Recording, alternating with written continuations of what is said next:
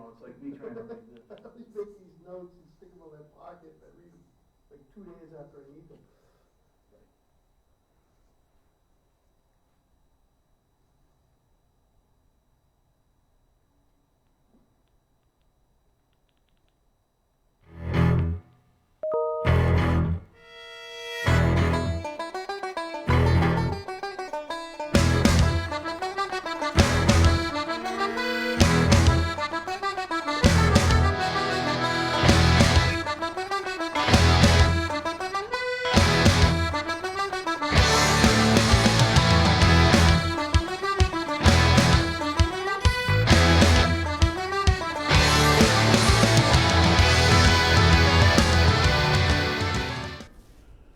Good evening and welcome to the Dracut Connection. I'm Brian Bond. I'll be your lead co-host for this evening, and I'm joined by my good friend, Mr. George Bogue.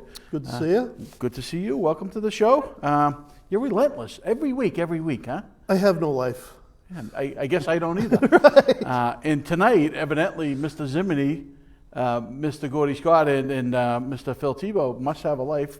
And They they're must out be doing it. something, yeah. So now we can really badmouth them since they're not here. There you go. Well, I think we could badmouth them while they're here also. It's more fun to do it, surreptitiously, though. Yeah. I mean, that's like what they do on the radio, right? Right. So last week we weren't on Facebook. We had an issue with it. Ron's taking care of that. Ron, I just want to double check this also to make sure it's still going. But in between that, I want to reach out. We've got Sean Kelly broadcasting. We got Sean in the other studio. I don't know if you folks have heard, but the wind is really whipping, and I want to see what's going on. So we definitely want to reach out to Sean. How are you, Sean? Very good. Excellent. Glad you're here. We really appreciate it. We're sitting in the studio, and I can hear the wind just pounding on the outer walls there. What's going on? Yeah, so we do have a system that's starting to move out. You can see those darker shades of pink and purple, and that's indicating some higher wind gusts right now. So I believe we're just about 22 miles an hour. I just checked in the Dracut area right now. And here's a few gusts from today, actually. Bedford coming in on top at 51 miles an hour. In eastern Mass, Taunton, in the southern part of the state. Even Lawrence, 49 miles an hour so far today.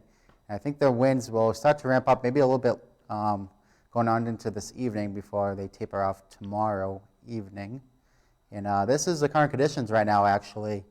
And this is on top of Mount Washington, 77 miles an hour for the speed, but they do have a gust of over 130 miles an hour so far today. So it's been a windy day, way above in the atmosphere in New Hampshire. And going back to tonight, 27 degrees, partly cloudy, staying windy though, 10 to 15 miles an hour. And there should be a few gusts over that too, probably into the 20 or 30 miles an hour as we head into your Thursday night. Heading into your Friday, of course, 37 degrees, mostly cloudy, a few breaks of sun going into the afternoon. And as we head into your Friday night, we're going to drop down to 22 degrees. Now, winds 5 to 10 miles an hour, so the winds are going to start to drop off Friday night. As we head into your Saturday, this is going to be a pick of the weekend. 35 degrees for a high temp, mostly sunny, some more sunshine for your Saturday. And heading into your Saturday night, temps dropping down into the teens again. 19 degrees for your Saturday night. Again, Saturday, pick of the weekend, 35 degrees. Going into next week, it looks like the temps are going to warm up a little bit, especially on Wednesday and Thursday, into the low to mid 50s as we head into next week. That's it for now, everybody. Back to you. All right, great. Before you run away, I do want to ask you a question because myself, and I'm sure George and the folks watching at home, we're really tired of winter. And we'd like winter to be over. And I think the temperatures have been pretty mild this winter, I think, right? And the snow. What are we going to see going forward? What should we expect? Yeah, so I think the pattern should be flipping very soon. So there is a few more chances for snow. Right now, they're just potential systems that we're looking at. And as we know so far this winter, it's here now and it's gone later. But there is a few systems that we are eyeing for the chance for some snow. So I don't think we're done yet for the winter. But we are getting into March, and as you know, the sun's angle is higher, and the ground temps you have to deal with a little bit warmer. So there's a lot more factors going into March and into April. But as you know, you could always get snow. So it's not over yet, but we are getting into spring very soon. Good deal. Well, we appreciate your time, and we'll see you in 2 weeks. We'll see you then. Thank you, sir. So it looks like Tuesday is gonna be a good day for voting. Correct, right? There's early voting, right? All that stuff. Yeah, But I actually- before we get into that, Yeah. the folks really want to know what's going on with my mountain climbing. But before I can get to my mountain climbing, I have to ask you what you've been doing. Well, I mean, it's only been a week since last week, so not a whole lot. Stuff around the house. We're starting to, since it hasn't been snowing, we're trying to get that spring cleaning started a little sooner. Right. So that's cool. So now that we're talking about, Now that so we I can was talk I was about- on the cruise for a couple weeks, and I had a flexor strain, which is like a hip muscle pull, and I was hobbling around, and so when I got back, I wanted to do a small mountain climb. So we did some snowshoeing last weekend, which was really nice. We climbed the mountain Man Hill. It's called the Hill, but it's about a 2,500 foot mountain. The snow depth up there is still 2 to 3 feet deep in the mountains, and snowshoeing. Mary broke trail for me. She was out front. I'd step on her steps. I'd sink down another foot or so because I'm a little bit heavier, or a lot heavier than she is. But it was good to get out. There's still plenty of snow up north, and I think today, up in the northern, like Errol and Pittsburgh, this rainstorm that we got, I think they got snow up there. So I think they got about a foot of snow. So there's still some snowmobile stuff going on up there, some skiing going on up there, which is all good stuff. So, other than that, what else you got? Anything? No, like I say, just been following the Democrat primary and political stuff. That's Right. about it. So I'm going to just check here to make sure. Ron, I don't think we're on Facebook Live. Oh yeah, we're there. Good deal. Excellent. Nice job. So I wanted to get into the town election first. Right. And actually, we should give a shout out. The selectmen's meeting the other day, before we get into the town elections, Joe DeRocco mentioned us again. He appreciated that we gave him a little bit of a toast. Yeah. And, Thanks, thank you, Joe. And he's been talking about us quite a bit lately, and I noticed that our Facebook likes have grown. We've probably gained in the past month and a half almost 100 more likes. So we're just under 2,500 likes. I think we need maybe 4 or 5 more to go before we go over the 2,500 viewers that follow us on Facebook. But then Maybe we information. can make up a few more names and throw them on there. Yeah. And then they can start commenting. Right. And then we get about 2,000 to 3,000 viewers on this show. A night, and then the replays and stuff like that. And when we have this on Facebook, the views that we end up getting is up into the 1,000 after it's played for a little while. So we've got a great audience that we're reaching out to and giving them the information what's going on. Town elections. You want to start off? We still don't have a candidate for school committee, do we? Yes, we do. We do? We do. There is a school case. I'll pull that name up right now while you're chatting. Okay. And then, so for selectmen, I guess it's official. Allison's not running, right? Well, I don't know if she really. I mean, it's been in the sun for months. Right. Tammy still hasn't decided, correct? Correct. Now, when is papers due? I think. Should be coming up soon, shouldn't it? I think the last day you can pull and return might be March 16th. So it's like 2 weeks. So there's still a couple weeks left. Yeah, right? and I mean, it's not that many signatures. You could do it in a day or two if you had to. Oh, definitely. You can pull them on a Friday, return them on a Monday. I Yeah. think that's typically what some folks do. But if you look at the candidates and the campaign issues, to me, it's all about the taxes, right? Yeah. We know we have that the 25% increase in tax for the community preservation, right? Right. And then the stormwater fee, they're going to try to bring that back, and then the trash fee, and then so those are the things. And I actually, Ron, if you could pop up my screen, right? I'm going to try to put this on here. Where is it? I was going to talk about this a little bit later, but So to me, these are the bullet points. This is what I want to know from the folks running for Dracut's selectmen. I want to know how they stand, if they're for or against the May 4th ballot question to increase the Community Preservation Act by 25%. Are they for or against the implementing a stormwater fee? Are they for or against a future trash fee? And then this third one here is, we're always, every year, they're always raising the levy 2.5%. And I'd like to see them, for once, not go that 2.5%, maybe bring it down to 1.5%. They don't have to raise the tax, right? So I'd like to know if we've got a candidate out there that would be willing to support that. Yeah, you get up there for the next 3 years. I'd like to see him just do it for a year and see what happens. No, that's great. But I'd like to know where these candidates stand. So, again, you can pull that down, Ron. So our candidates are, you've got Allison Janess. Right. Brian Janess is wife. You've got Heather Santiago Hutchison. Right. You've got Mark Pease. Right. Joe Espanola, and Phil Tebow. And so what I've done, I've sent out this little flyer or this post to those candidates and asked them to respond to it. And right off the bat, I want to tell you that, obviously, we're very friendly with Phil. He's a co-host here. By the way, he's going to be on the radio Saturday morning, I saw. Is he going to be? 8 o'clock, I believe. Yeah. I wouldn't go on that radio station, personally. Well, I don't think that... Kevin O'Brien seemed really personally hurt that Warren invited him on the show. Jerry Nutter had to, jump in and calm him down a little bit. I think, Kevin O'Brien, since you brought his name up, right?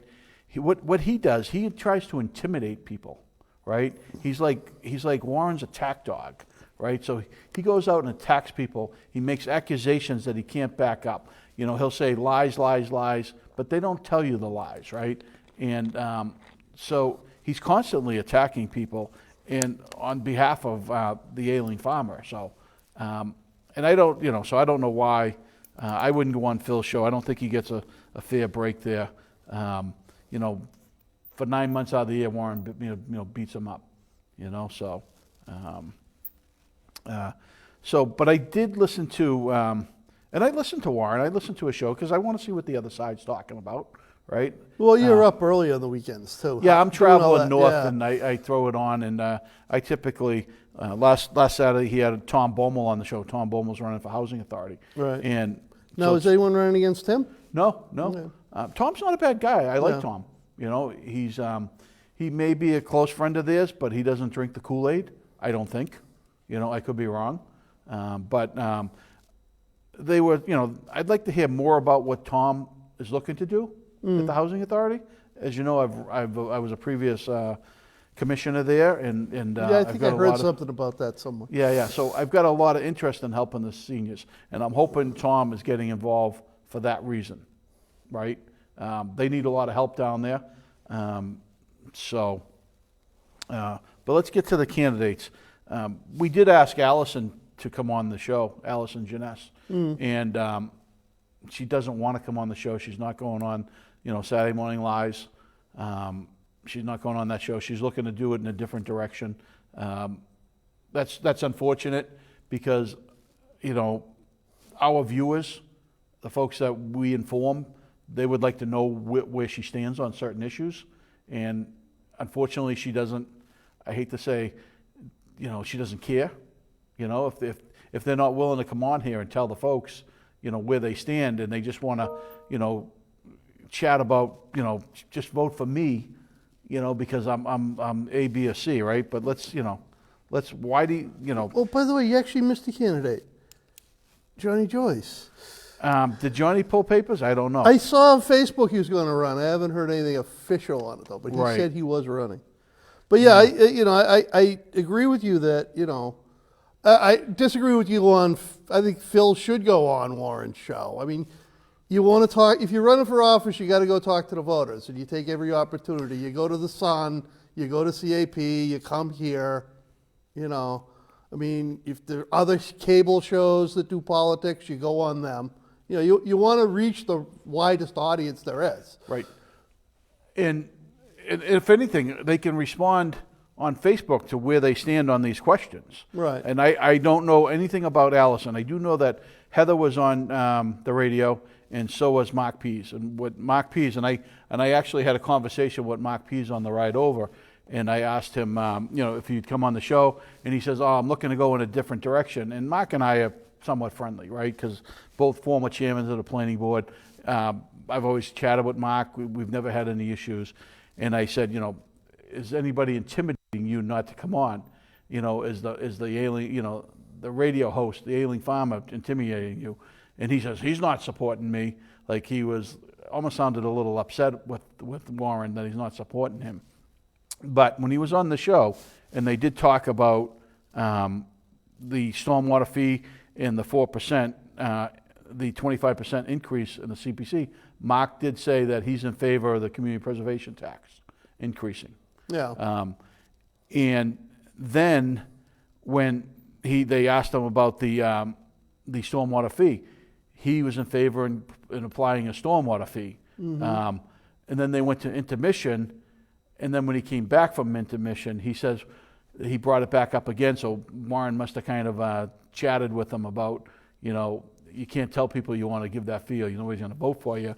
And so Mark came back, maybe we will. The fee is Warren's idea. I know. So maybe we will. Maybe we will. You know what I mean? Yeah. Maybe we won't. Maybe we will. I'll have to see. So, that's why you really want to get these folks on record of what they really, where they stand, right? Unfortunately, we don't have a trash answer or the levy ceiling, right? Well, I mean, if he's in favor of the first two, you have to figure that he's probably in favor of the others. Right. He does have a background in Tingsboro. I hear a lot of folks over in Tingsboro really like him.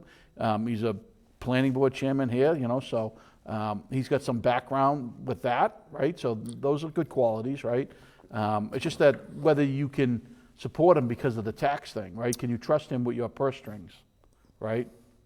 Now, Heather, this is one that I thought was kind of interesting, right? And I don't know her, right? So everything that I find out now, I learn, right? So she was on the show, and I guess she's on the finance committee, and she's also on the zoning. I did reach out to her, and she said she would come on the show. We just have to coordinate a date that works where she's not in a zoning board meeting, Right. which happens to be tonight, the Thursday night. So we'll have to see if she's, which night she's available. She talked about her experience on the finance committee, but when the question came up about the stormwater fee, she said she wasn't sure. She couldn't decide whether she would, be in favor of the fee or not in favor of the fee, because she'd have to look at the numbers.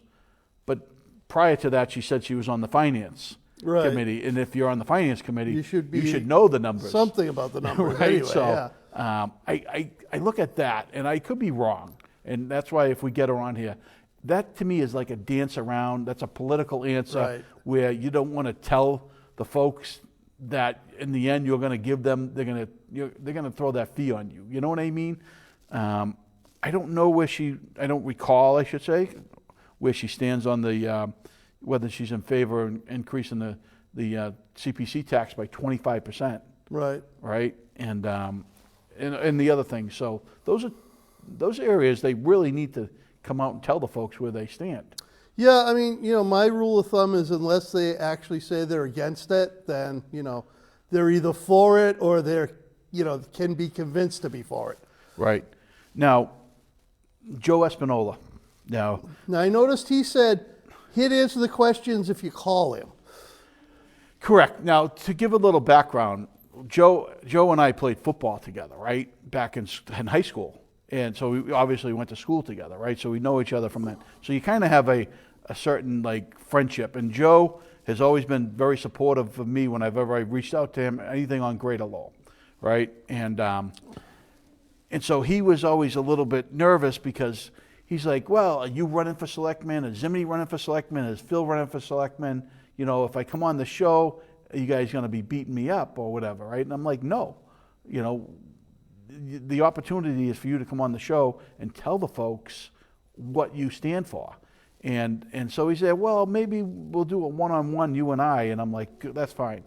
But he got a little mad at me because of Dave Nagel when I posted the information. I think he gave like $100. Right. Like So that. when I gave the information about who the political folks were in town that donated to Dave Nagel, and now Dave Nagel is a rep that doesn't even represent Dracut, right?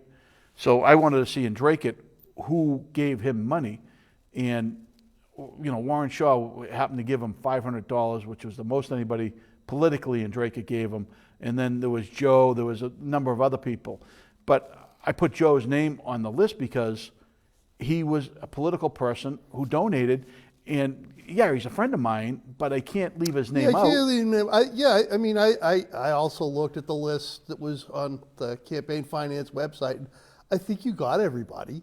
And, Yeah. you want to be fair. It's like, Exactly. if I'm saying Warren's giving him money, I'm not going to keep my friends off the list. They gave him money. And so Joe and I always talked about, people would tell me that Joe is in Warren's pocket. Joe is, Joe and I would have the conversation, and Joe would say, well, I talked to you, I talked to Warren, I talked to everybody. I'm not in his pocket. And I said, well, then come on the show. Because, again, we have, 2,500 people that follow us on Facebook. We've got an audience of about 3,000 people that watch us on DATV. Those are voters, and those are the people that you should be reaching out to, not just the in crowd, right? And so Joe's been giving me a lot of pushback, and he's getting mad at me over putting his name on that list, right? Now, in general, in Dracut, there was his whole campaign financing funds from Dracut totaled about $40,000 that Dave Nagel got. Now, that's a huge amount of money for you giving to a candidate that doesn't even represent you from Dracut. And that, I don't know, I don't think he's had an opponent in like 10 years. But he needed it for other reasons. Right, But that's that's true. a side note, right? Yeah. So Joe, you had mentioned the comment. What did he say? People could call him up. He doesn't want to come on the show, it's really unfortunate. Then I reached out to him again. I sent him a text. I said, because I saw a post from Bill Gilman of Your Dracut Today that said that he hadn't pulled or returned his papers yet. And I thought that was kind of strange. And the post is a few days old now. So I reached out to Joe. I said, by text, I said, Joe, did you pull your papers and or return them yet? And he says, you're going to have to call the clerk's office. So all of a sudden, he's getting very standoffish. And, I don't know if he's being intimidated, because Warren is telling people not to come on the show. And again, Kevin OBrien is threatening people and really harassing people about, the show. So our next candidate, who haven't we chatted about? Mr. Tebow? Yeah, I think we covered all the others. Okay, so Phil Tebow, and Phil we know Phil has pulled his papers, and I know he's returned his papers. Phil comes on the show. Tonight he's got a conflict. And I don't know if I'm going to keep Phil coming on every night, so we'll give him a little bit of a break here and there so we can chat about him. I don't, Phil and I always don't agree on everything. We've been on different sides of issues. He doesn't take it personal. I don't take it personal. I think Phil will make a great selectman. I don't think anybody works harder than Phil. In fact, if you look at a lot of things that have been completed in town, while Phil was not a selectman, they were all his ideas, right? A ton of ideas that thinks he's completed. So, any comments? No, I mean, I agree with you. I think Phil's a lot of stuff through the planning board, and he does a lot of volunteer stuff, and he's even like thrown ideas out there. Just when Duggan was there, he used to talk to Duggan, give him ideas. So I think Phil's a good candidate. I think he's knowledgeable. So I want to get him on the record of this. If you could pop this up on the screen again, because I really want the folks at home to see this. I'll try to raise that up a little bit. There you go. So I want answers from Phil, I want answers from the other candidates, because I want you, the viewer, to know if your taxes are gonna go way up. Because a 25% increase in the community preservation is huge. And if they implement a stormwater fee, that's even bigger, right? That stormwater fee is gonna cost a huge amount of money. You know, they're gonna rain tax you to death, right? And then the trash fee, I'm hearing rumblings of that. Because, you know, right now they're gonna hire a new town manager, right? That's gonna come in at huge money. It's gonna be upwards of the 180 to 200,000, I'm sure, right? And so there's also a procurement officer coming in. And as I spoke about, I believe that Ann Vandal is gonna end up in the mix. And I don't think they're gonna go through this round. Now, if Ann Vandal ends up in the mix, they're gonna take her, but they're also gonna need a new treasurer to hire. They're gonna need somebody who has skills with economic development and the procurement. So that's 3 new jobs. Those jobs come with huge salaries and benefit packages, right? So we need to fund that. You know what I'm saying? That needs to be funded, and so they're going to want to nail you on the trash fee and the stormwater fee. Yeah, well, you know, You can pull that down, Ron. Thanks. The trash thing too. I mean, those costs are going up anyway. A lot of that's got to do with the recycling stuff they used to be able to sell. Now they can't sell. So a lot of the stuff you put recycling ends up in landfills anyway. So I think they probably should do a little bit more outreach on, you know, what exactly we should be recycling and what we should be throwing out. Because, you know, people throw out like pizza boxes and stuff like that. That should go in the trash. My taxes are already paying my trash fee. Right. Well, I'm saying that's the excuse they're going to use is, you know, it's harder to get rid of this stuff. It's costing us more. And I think some of that is just that, you know, we encourage everyone to recycle everything, and half of it just gets thrown in the trash anyway. So we should probably be a little bit more focused on like what we should be recycling, what's saving us money recycling. If it's not saving us money, it should just be going into the trash.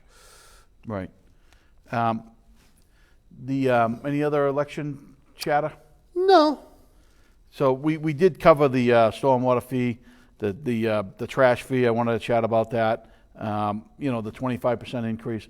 I'm really disappointed. You know, and I've got to throw it out there, right? So I'm the guy who kind of, you know, the hay scandal that's going on. You know, we got the farmer who sits on the board at Beaverbrook Farm, and then all of a sudden he's farming the land, profiting money, and we determine, you know, and I'll say that, you know, if it's $15 a bale and there's 100 bales per acre and there's 15 acres, we determined there was roughly $90,000 worth of profit in that field.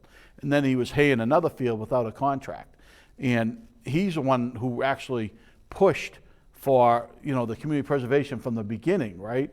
And he's always pushing for more money. And he also owns a huge farm that, you know, maybe someday the community preservation would be buying that out. But he's the guy who's asking for the 25% increase at town meeting. And he seems to be the only guy benefiting from it. Over on Crosby Road, I don't know if you saw, but I drove by there the other day and there's a no trespassing sign. Folks, I was the vice chairman of the community preservation. I sat on the committee for 10 years. You know, I was very much involved with Dylan McInespy Park, preserving, you know, a ton of farmland. You know, the Hovey Field baseball, that new baseball field that's in the backside of that. I was the driving force to purchase that, the conceptual idea. It actually got finished now, but I was the guy who brought it to the board. I was involved with a ton of stuff, community preservation, so I'm a big fan of it.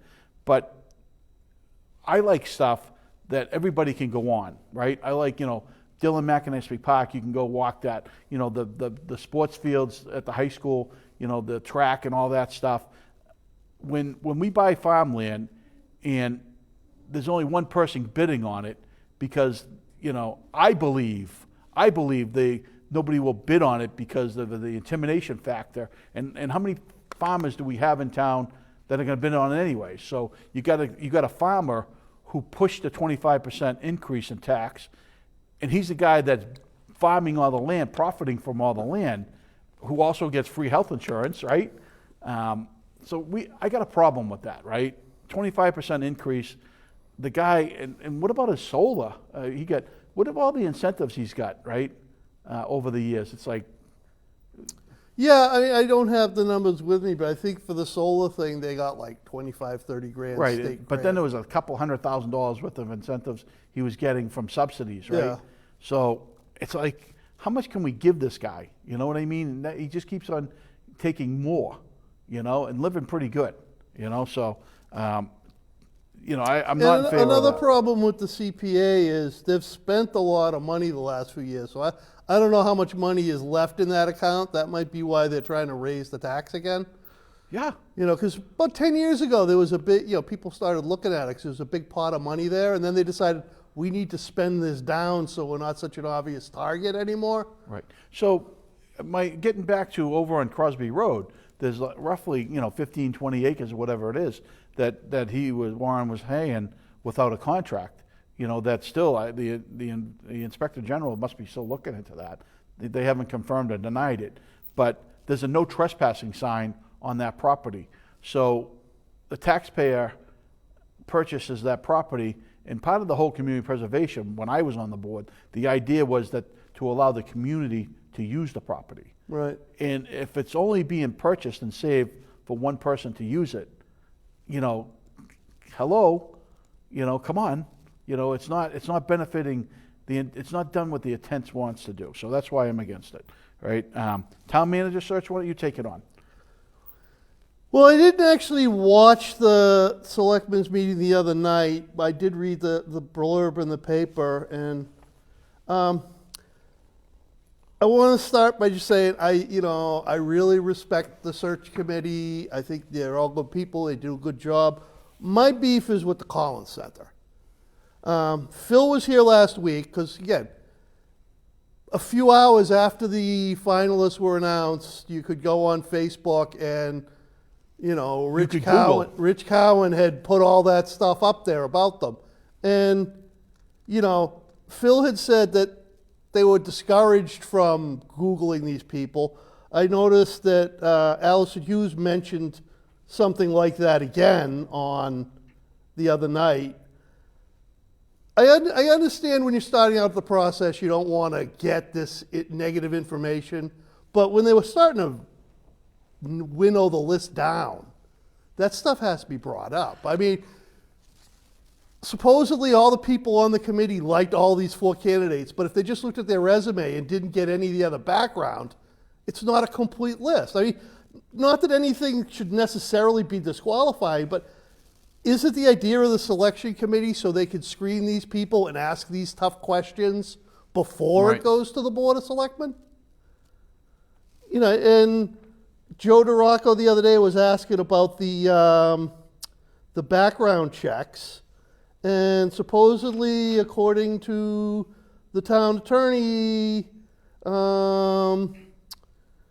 James Hall Sr. said the selectmen may see the background information on the person they choose as the next town manager, but not until after the selection is made. What is the point of that? Supposedly, get back feedback. So I mean, why are you doing background checks on people if you can't see them before you make your decision? I mean, that's Right. silly. So they're not making the decision. They're passing the people on. And those 4 people look the best on paper, right? Right, but again, So- shouldn't they have had this information so I they agree. could at least I ask agree. about it? I agree. Would these people have been unanimous choices if they'd seen this But stuff? I on the defense of the Collins Center, right? So just because it's in the paper doesn't mean it's true. But Phil and said, I'm going to get Phil back said to last week they did not have this information when they made their choice. right, and they At couldn't. least maybe I misheard him, but that's the way I took it. But they do have the information now, right? So they've got 4 candidates, and they're all But again, shouldn't the screening committee have had this so they could do the screening? yeah. And there was roughly what Phil said was he couldn't give us an exact number, but he called it dozens of Right. applicants, right? So it gets down to whether Ann Vandal is going to get on the committee, and I still think there's going to be an end around where she gets in. I think they should interview the 4 finalists and her. That's my Yeah. opinion. Yeah. Because I look at this process, and the committee didn't have all the information they needed to make an informed decision. If they had, she might have been one of the finalists. I can't answer that, and that'd be a good question for any of the people that were on the screening committee. So, you know, I don't have that information. Yeah. You know, but Apparently neither did they. but what I do understand, what Phil told me is they were all really good candidates, really good. And that, again, that's on paper, not Right. knowing the background. And so, you know, he didn't come out and tell me that, you know, she would have made the number 5 or number 10 or whatever, right? Right. But, and I'd love to nail him down, but he probably wouldn't tell me. He probably wouldn't come No, out and say that. yeah, he probably shouldn't. Because, right. But what he told me is that these folks are really good on paper, right? Right. So there are a couple candidates that aren't so great, right? So for Well, me, yeah, I mean, you know, I guess the most obvious one is Haddad with the various, you know, sexual harassment things, which again, when it happened in Groton, the board looked at it and they didn't discipline him or anything. They said, all right, it was consensual or some such thing. But the various, you know, I'm trying to reply. Yeah. Trying to reply to somebody who's saying something. but you know, I mean, the screening committee, they could have asked him about this and he could have had a perfectly plausible explanation for it. But again, that's why you have a screening committee, so they can ask these tough questions. Right. Right. So on our Facebook page, and I apologize, I've been trying to answer. Ken Coney Ken's a former Dracut guy, good guy.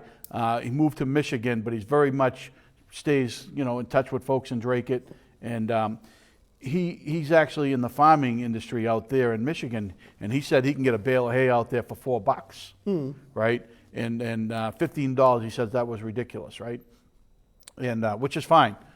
So if we're saying it's $15 and there's $90,000, and he's saying $4, it's still almost take 30. Take a third of it. It's still $30,000, Yeah. you know, of hay on that property that he's paying. You know, it's costing him $750 or something. $750, and then some operating costs, maybe $3,000 total on the property. So he's still, you know, pulling into God Hall for a couple days' labor. You know what I'm saying? You know, 2 or 3 days worth of haying every, you know. So and then I wonder, does he have to pay prevailing wage for that? Because it's could that be considered a government land? I don't know. It's a good question. So just I throwing should that out probably know there. that, right? I'm the union guy. Yeah. And so you should be protecting your fellow union Right. guys. And I think that unions have seen their better days. If we want to get into the union debate, right? I'm non-union. Yeah. And I think that unions were really, really important back in the day, you know, to protect the people. I don't think they need that protection anymore. I don't know. I mean, you know, And I don't think- you're an independent contractor. You know, my view on this is, I figure if it's a privately owned company, there should be one standard of unionization. It should be a lower bar for corporate America. I mean, IBM can, like, you know, treat their workers like crap, you know, and all these other. But big do they? companies. I don't know. Well, you know, It's supply and demand. it's supply and demand, but, you know, a lot of companies out there are still working on the 2009 business model that, you know, if I post a job, 50 people will apply for it, Well, which, you know, they haven't necessarily caught up to the tighter labor market. I mean, I think it's coming a little bit. But again, I mean, I just see it that, you know, when people get to be in their, you know, mid-50s, a lot of them tend to start having, you know, issues with management, that, you know, wants to hire someone at the bottom of the pay scale and get rid of the long-term employees. So I mean, they can't do that in the public sector, can they? No. it's a lot harder. Yeah, because they're protected, you know, whether they do their job or not, and that's a problem. People that don't do their job. But I don't want to spin off on this. Well, I will say this, that, you know, people get fired, at least in the private sector. You know, there's grievances, appeals, this and that, but, you know, the idea that if you're in a union you can't get fired, that's not true, at least in the private sector. Yeah, well, in the, whether it's a union or whether it's government, you've got to go through a process in order to let somebody go. Even in the public sector now, I would imagine. You've got to really, have a trail of what's gone on, right? It's not like the old day where they just throw you out on your butt. You know what I mean? Don't let the door hit you on the way out, right? And any manager search, the process, anything else with the process? No, like you say, I mean, I've said on the show in the past that, I think they should have put Ann in there just because she is the incumbent. That's the other thing. You usually don't have a town manager search that includes an incumbent. For the record, I want to reach out to the folks at Town Hall, and you're welcome to send letters of thanks to George, because we got a lot of hate mail, so to speak, when one of our hosts didn't like the idea that the horde of people went down to Town Hall and complained because Ann wasn't on the list. We have one of our co-hosts here that wishes she was on the list, right? So, and that just shows the diversity in our group, right? We're not going to chastise you for thinking wrong. We might bust your cookies a little bit, but it's okay to have a different opinion here, right? I'm okay with the, now they're going to sit down, they're going to interview, right? And what I'd love to see is that it's going to be on televised, right?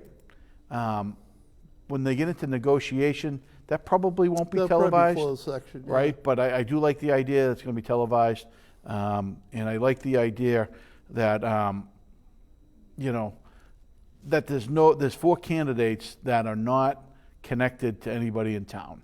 Well, that's the thing too. Like I said, I think Ann should be interviewed. Whether she gets picked or not is another question. Because again, with all the stuff that's been going on with procurement and this and that, they might want an outside candidate. I just think she should have the chance to go in That's another and thing. make her case. I want to know. I want answers to the procurement.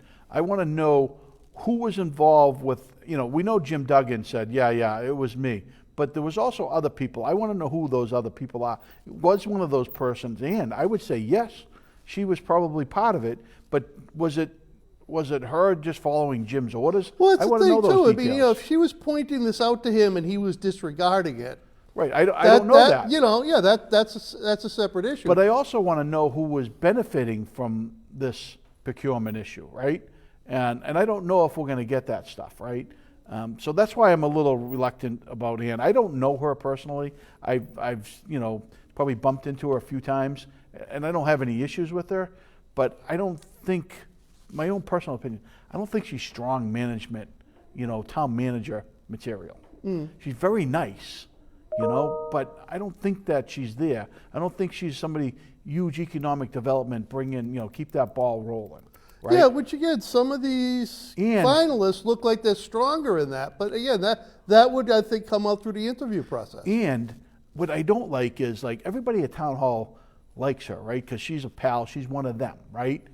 And will she push them to do their jobs better, right? Or is it that friend thing? You must see that in your job, right?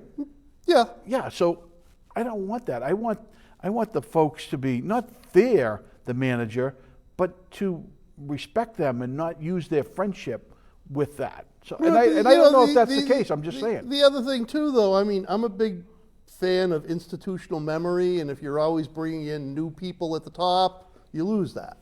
Yeah. Okay. You want to get into some national stuff? There's a lot of stuff happening. Super Tuesday's next week, so yeah. Yeah. Oh, by the way, presidential primary is also the election for state and town committees. So I'm running for the Dracut Republican Town Committee. If you pull in a Republican ballot to vote for Trump, or even Weld, I guess.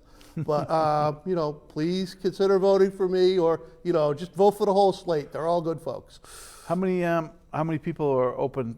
How many openings are there? I forget the total number of slots. I want to say it's in the high 20s or 30s. I think we have 17 people running. Oh, so You're in So anyway. I should be in anyway. But, But, you know, it Kevin still O'Brien, feels better to look at it. Kevin O'Brien will say, "Oh, he's a loser. He lost that election." Yeah, he'll vote know. for everybody else on the slate but me. Just to say they all got more votes. Yeah, that's too funny. So, the Super Tuesday's next week. Right. And have you been watching the debates? I really can only take it in small doses, so I'm watching a lot of the summaries of the debates. Though from what I hear, Biden seems to be like coming out of the grave. Well- But I still, he's not a serious candidate. I mean, he's not going to be able to stand up to Trump. I mean, to me, it's either Bernie or Bloomberg. And either way, the Democrats have a civil war over that. So I have watched a lot of the debates, right? And I didn't make it through to the very end of them. You know what I mean?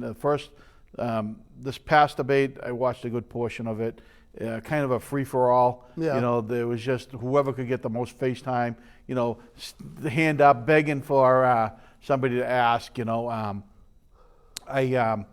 Bloomberg really hasn't been performing. When I saw the debate before that, too. Oh, God, he was god awful in Right, that one, but right. I guess he was better in this one. Yeah. But, he's still going to carpet bomb every state with millions of dollars in TV ads. So a lot more people are seeing his ads than watch those debates. Correct. And from what I understand, well, I mean, I see them too, but if they're supposedly Well, I done. hate to say that's similar to what's going on here in Dracut, right? Because you have all these people who don't want to come on the show or don't want to commit publicly where they stand with issues. So they're trying to go on an image, and I think Allison Janess, who I think is working hard, right? Right. But I think she doesn't want to publicly come on anywhere and commit to answering questions. She just wants to throw little bullet points out there, where, oh, I'm nice, vote for me. I'm not with those people. I'm not with these people. But we want her to come out and tell us where she stands on these issues and answer some questions because, if you're going to be representing the town and holding the purse strings, people want to meet you, not, by going to door. You can only hit so many doors, right? Come out and show the folks who you are, So in a debate, right, a lot of debates would be great, but there's only going to be probably one debate, right? Right. And, if you're looking at 5 or 6 people, the debate's going to be an hour. How much time are each of them going to have? Right. And they'll probably ask the question, what do you think of the Dracut Connection? Right. Right? Like, okay, Chris Scott, please, How are you going to work with the board that all hate you? Right. I think someone was asked that last time. I'm not sure. Yeah. You get things done. Bernie Sanders seems to be leading the ticket. If I was a On that- Dem, I would be voting for Bernie. First off, he's got all his faculties, unlike Joe. Secondly, he is where the party is. I mean, all right, he calls himself a socialist. The Cuba thing's a little weird, and the Medicare for all is probably a little more extreme. But for the most part, I know Democrats. They're on board with 80, 90% of his agenda. Oh, really? But it's the mainstream Democrats, the folks in charge, that don't like it. Because he's got a little bit of Trump Oh, yeah, in him. because he will get, outside of some thing like coronavirus or something like emerging to kill Trump, to drive Trump's numbers Kill down. Trump. Or just politically to hurt him. None of these people are going to be Trump. Right. But But now they're starting to worry, like, oh God, we could lose the House. Right. Which I think they will anyway, just from the whole impeachment thing. I mean, how are these freshman Democrats from conservative districts going to go home and say, yeah, we impeached him because, he was mean to Lieutenant Colonel Vindman? So how much money do you think you're carrying on you right now? Because I was wondering if you can give me half of your money. Oh, Bernie will probably want more than half the money. So you haven't answered my question. How much do Yeah, I 'cause have? I'd like half of your money. All right, so let's see, half of $10. I don't know. You just gave $10 away to renew your membership here. Yeah, see, you should you have don't asked me before that. So, And I think that's what folks forget about all these Democrats, right? Right. But again, any of them to implement their program are going to be like, oh yeah, we have to do I mean, they're all talking like, 50%, 70%, 90% tax rate, Right. Yeah, crazy. So with the coronavirus going on, stock market Down has another taken 1,200 today. right. So total, that's got to be down. I think it's 2,500. 9%. I think I was. Well, I think hearing. it's over 10 at this point. 10, right, so, I think it's officially a correction. So this is something that could hurt Trump. Oh yeah. This is the so whoever the Democrat ends up being is kind of makes you a little nervous now, right? I mean, I think they're going to get control of it, and it's going to bounce back. And I think, but if they don't get control of it, and I hate to say, the Democrats like this. They're because, already beating it over the head. because it's a tool for them, that it's a candidate that they don't have. But the flip side of that is, all right, let's say Bernie is the nominee. Bernie's thing is he wants to take away your private health insurance. So if there's a big health scare going on, do I really want, government-controlled health care? I mean, they have that in China, and that's where this started and got out of control in the first place, right? Yeah, and do you think? Again, I have faith that Trump, I mean, yes, there will be an outbreak. It will be, it will be problematic. I think Trump will do a fine job handling it. Trump seems to have people in charge already. I think the people Trump puts in charge of it will be competent enough to do a good job. And Trump did shut down the airlines going from certain areas. which he took a lot of heat over. Yep. And I think was the right idea. Right.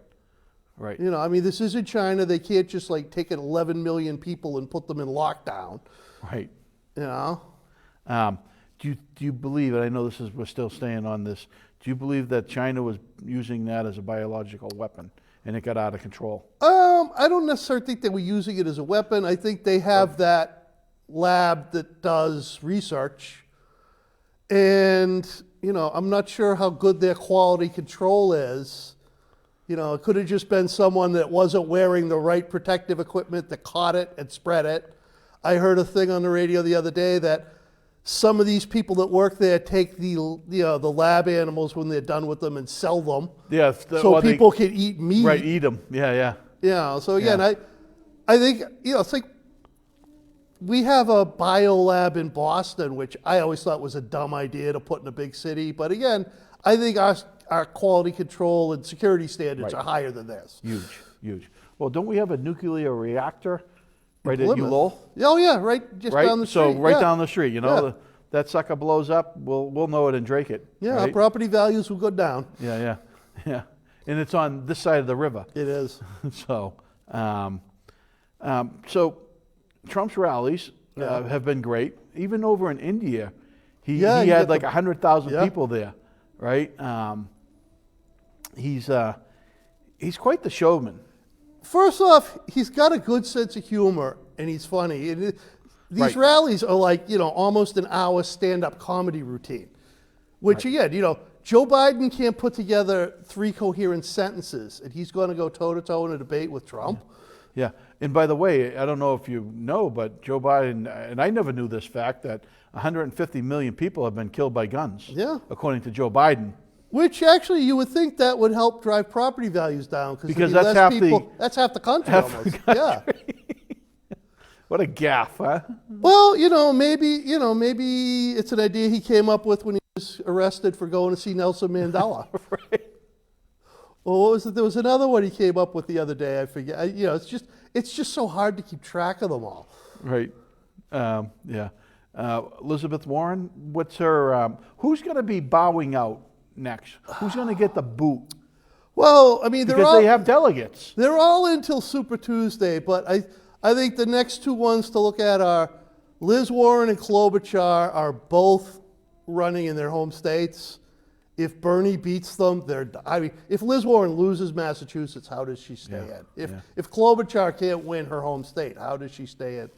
That's what I say. I mean, you look at the field, it's going to be narrowed very quickly to probably Biden, Bloomberg, and there will be Biden, Bloomberg, Buttigieg and Bernie. What about Buttigieg? What's the deal?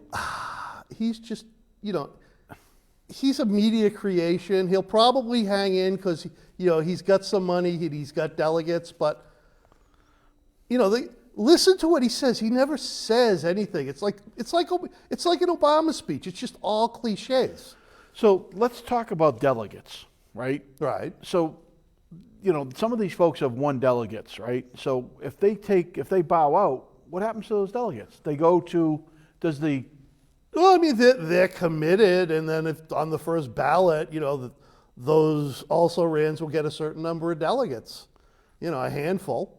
who gets them though? Like, so if Elizabeth Warren has, 30 delegates or whatever, and she bows out, Well, if they're committed to her, they have to vote for her.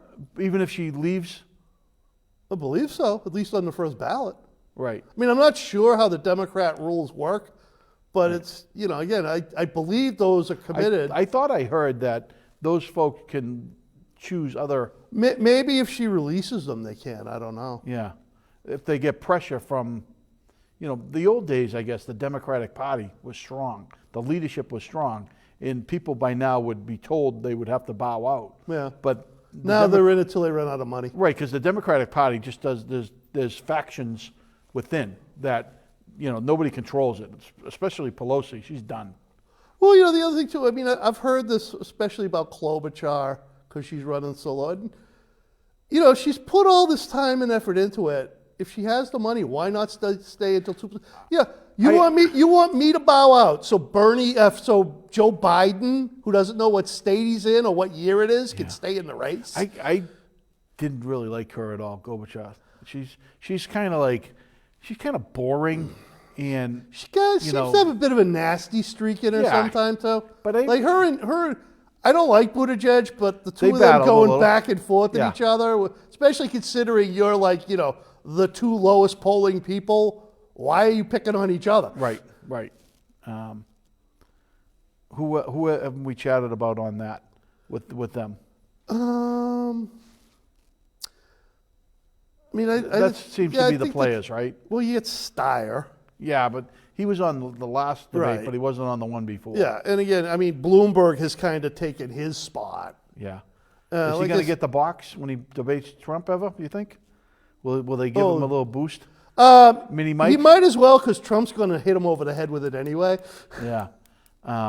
Any state issues that we're going on? Yeah, one thing I heard about, it looks like we're running out of time. Next thing that the legislature is looking at after they do the driver's license for illegals, they're talking about red light cameras, which, obviously is just a way to get more money. And there are studies done that those actually cause more accidents than they save. Right. Speaking about, municipalities, did you see the sign at the bottom of the Town Hill parking lot? I did, yes. Why don't you tell the folks about that? It's business, and they spell it with 4 S's instead of 3, which if they bought it knowing it was a factory second and they saved some money, I'm okay with that. If they actually paid full price for it, that's probably, again, lax procurement. That was pretty good. Looks like we're running out of time, so thank you all for watching. See you next week, maybe? Joe, we'll see you next week. Stay connected.